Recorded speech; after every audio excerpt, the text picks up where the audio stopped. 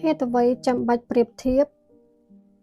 សម័យនេះអ្នកមិនចាំបាច់ទៅច្រណែនជីវិតរបស់អ្នកដទៃនោះទេព្រោះអ្វីដែលអ្នកបានឃើញភាគច្រើននោះសុទ្ធតែជារបស់คล้ายៗក៏ថាបានដែរតើចាំបាច់ទេដែលអ្នកត្រូវទៅប្រៀបធៀបសេចក្តីសុខទ្រព្យធនគ្រួសារស្នេហាជីវិតផ្ទាល់ខ្លួនឯងជាមួយនឹងអ្នកដទៃជីវិតបុគ្គលខ្លះល្អមើលតែលើបណ្ដាញសង្គមទេរឿងផ្ទៃក្នុងរបស់គេយើងពុំអាចដឹងបានឡើយ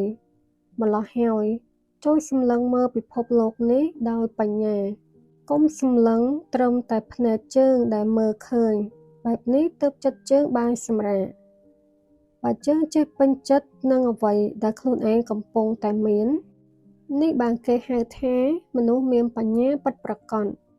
ទោះបីជួបបញ្ហាអ្វីក៏ដោយក៏ជើងអាចញញឹមបានគ្រប់ពេលវេលាព្រោះជើងឲ្យតម្លៃខ្លួនឯង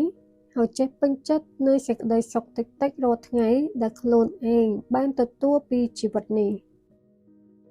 ទម្រាំអាចសម្រេចក្តីសុបិនវាមិនមែនជារឿងងាយស្រួលទេសៀវភៅនេះស្រាលហើយវាមានទំហំ A5 សៀវភៅលេខសម្ងាត់មានកម្រាស់